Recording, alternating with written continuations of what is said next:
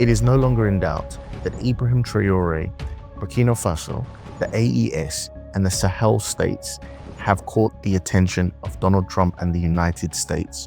And this week, we've seen the beginnings of a potentially deadly chess game. This chess game is a potentially defining game, not just for Burkina Faso and Ibrahim Traoré, but for West Africa, the Sahel states, and Africa as a whole continent. In this video, we're going to talk about what Trump has just done to start this chess game.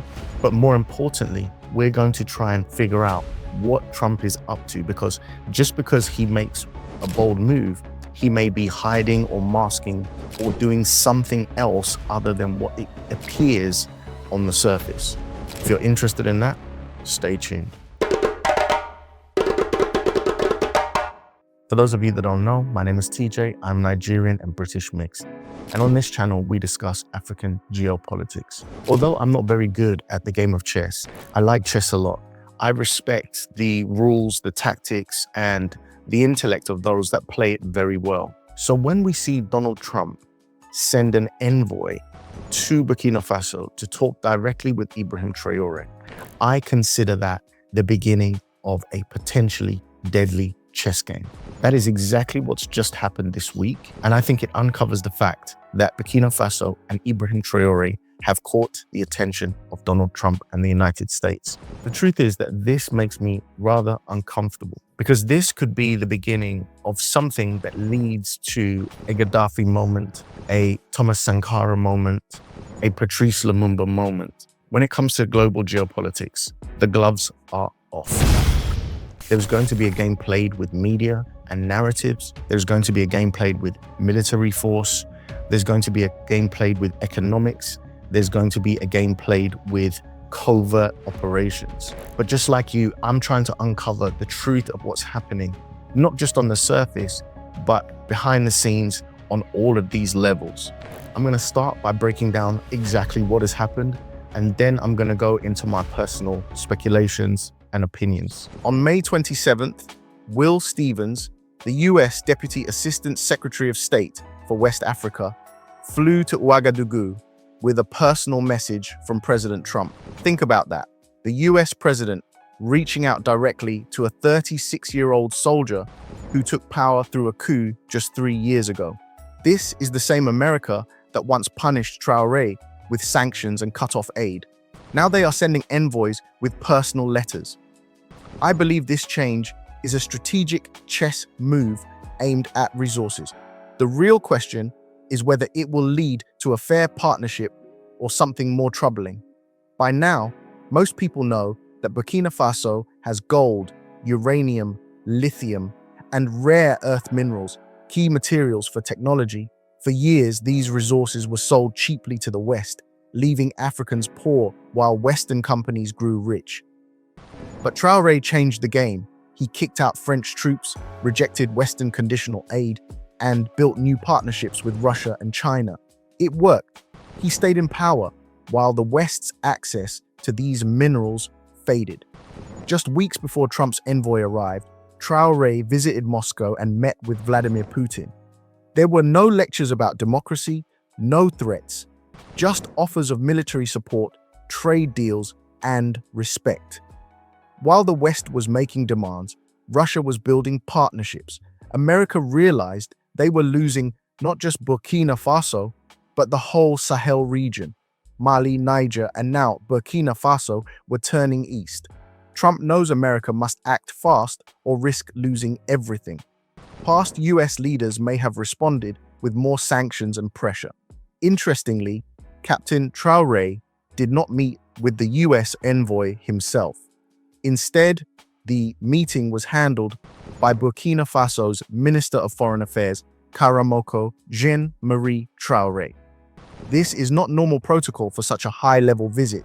It may signal that Traoré does not fully trust or accept America's approach and wants to keep his distance. Given the history of foreign meddling, this is a smart move in my opinion. Traoré's government is standing firm on sovereignty and independence. The foreign minister made it clear that Burkina Faso will no longer accept interference. While I support this stance, it also likely makes Traoré a target.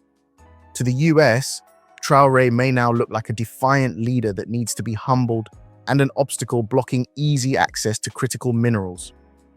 The diplomatic visit and US statements show they are closely watching Traoré.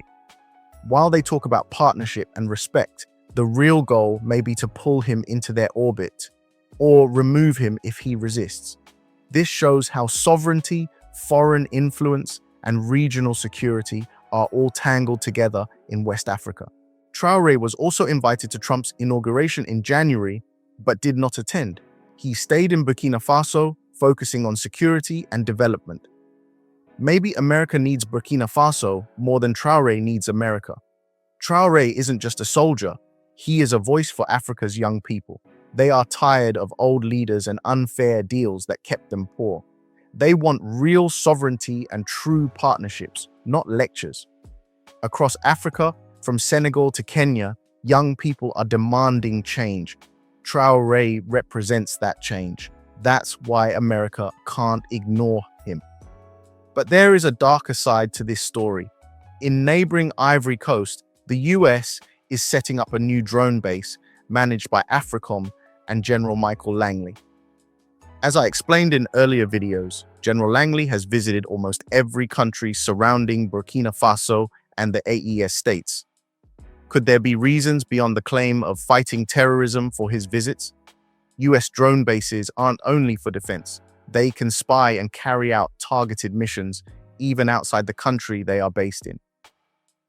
We have seen this before in places like Libya and Somalia, where leaders who challenged the West were removed.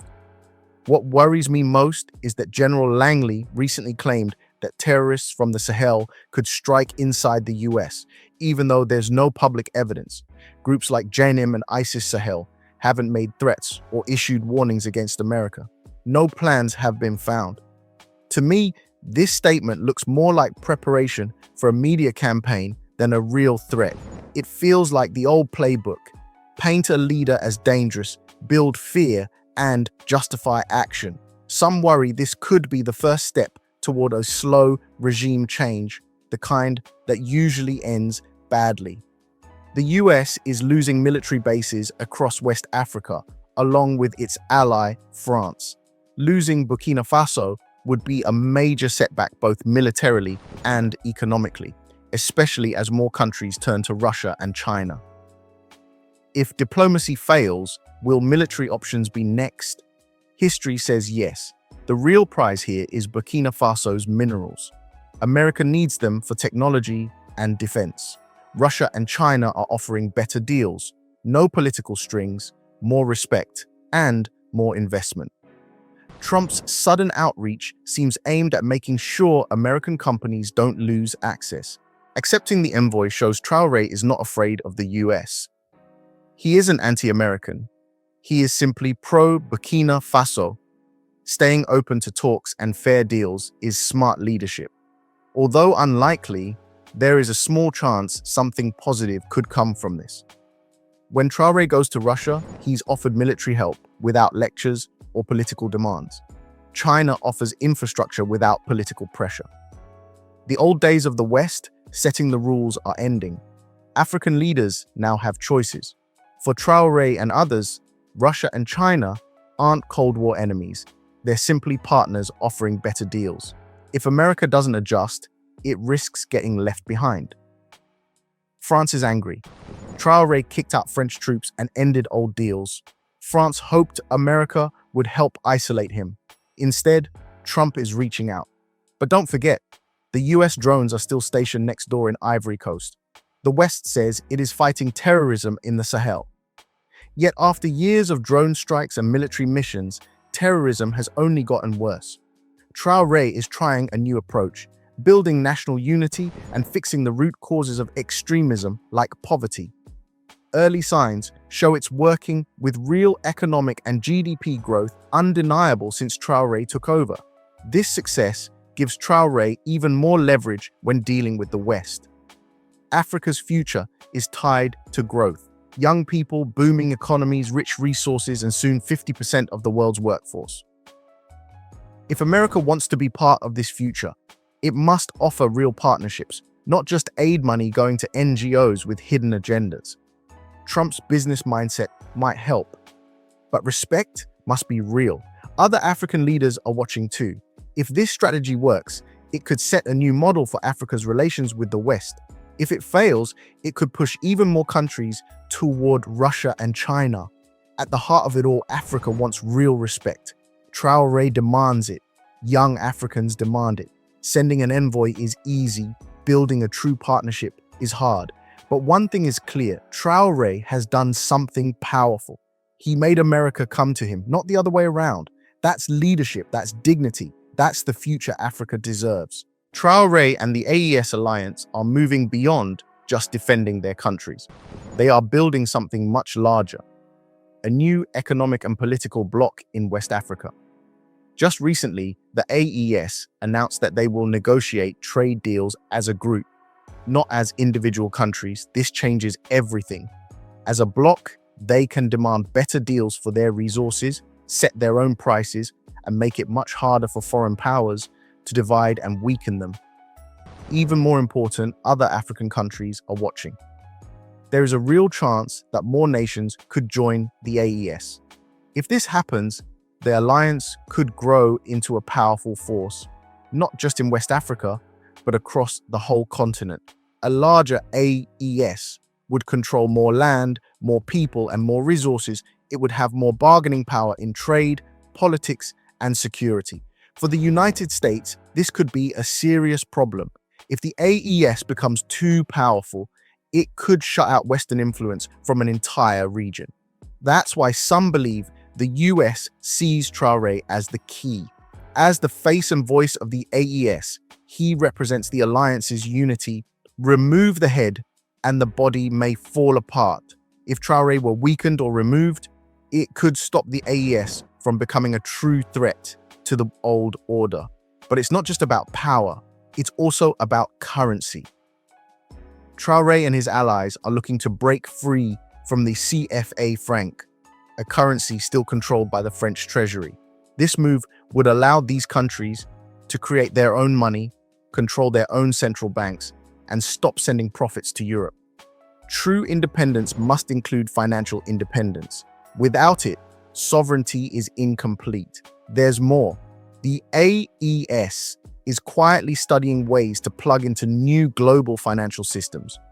Organizations like BRICS Plus are building alternatives to the Western banking system. These alternatives allow countries to trade and borrow money without using US dollars or relying on Western banks. If the AES moves in this direction, it could lock the West out of some of Africa's fastest growing economies for decades. The fear for the West is clear. If the AES becomes strong enough to attract new members, maybe Guinea, Chad, or even Senegal, it could redraw the map of Africa's alliances. And it could shift the continent's trade routes, financial networks, and even military partnerships. That's why timing matters. Some believe the US and its allies may not wait for the AES to grow stronger. They might think it's better to act now, to slow the momentum before it becomes unstoppable. One tool they might use is chaos. There are rising fears that terrorist groups causing violence in the Sahel may not be operating alone. Some analysts believe that foreign powers could be quietly supporting or funding these groups, not to fight for a cause, but to create the kind of chaos that justifies outside intervention. In places like Libya and Syria, similar strategies were used. Stir unrest, then step in as the peacekeepers. In the Sahel, a rise in terror attacks could be used as a reason to send troops, drones, or peace missions into Burkina Faso and its neighbors. Not to help, but to reassert control. This theory is hard to prove, but the patterns are familiar. Attacks often spike at moments when leaders push for more independence. Media coverage ramps up when Western governments need public support for interventions. But Traoré's government is aware of this playbook. They are working hard to cut off the root causes of terrorism, building up local governments, improving education, and expanding basic services. They understand that real security can't come from foreign drones. It must come from solving the problems that drive people toward extremism. Meanwhile, foreign aid plays a quiet but powerful role in all of this. Western aid is often portrayed as generosity, but it comes with conditions. Money flows only when countries align with Western interests. If a country becomes too independent or starts working with rival powers, aid can dry up overnight. Worse, aid is sometimes funneled through NGOs that carry hidden political agendas. For true independence, Traoré and his allies know they must find new partners, ones that offer deals based on mutual respect, not control. They are already looking to China for infrastructure, to Turkey for security cooperation, and to Russia for military support. But the challenge goes deeper. African leaders are realizing that they must control their own resources, not just extract and sell them cheaply. Traoré's plan includes developing local industries, refining gold at home, processing minerals in-country, and using Burkina Faso's energy resources to power its own development. This is a shift from being raw material exporters to becoming value creators, something that could transform not just Burkina Faso, but all of West Africa. If African countries control the full chain, from extraction to production, they will keep more of the profits and build real wealth. This economic shift also taps into something bigger, a return to Pan-African ideals. Leaders like Traoré are calling for Africa to move away from dependency and toward unity and self-reliance. It's a vision first dreamed of by freedom fighters decades ago. Leaders like Patrice Lumumba and Kwame Nkrumah, who warned against neo-colonialism and economic slavery. Today, their ideas are gaining new life. A rising generation of African youth, better educated, more connected, and more determined, are demanding it. They don't want aid, they don't want lectures, they want partnerships, respect, and control over their futures. The West is struggling to respond to this new Africa. Old promises no longer satisfy. Young people see the double standards, the broken promises, the hidden hands behind chaos. They want a different future. If Traoré succeeds, stabilizing his country, keeping the AES together, and cutting new deals outside Western control, it could set off a chain reaction. Other leaders might follow, other countries might join. But if he falls, the message would be clear too. Resist, and you will be removed. This is why so much rides on Burkina Faso. It's not just about one leader or one country. It's about whether Africa can finally break the cycle and claim its place as a real force in the world. The stakes have never been higher. So I'm sure you guys have a lot of opinions about this chess game that Donald Trump has started. I would love to hear your opinions in the comments. But if you don't have anything specific to say, would it be too much for me to ask you to write the words Traoré beware in the comment section? It just lets me know that you watched the video to the end, you like what I'm doing, and you want me to continue. Thanks so much for watching this video today, and I'll catch you in the next one. Peace.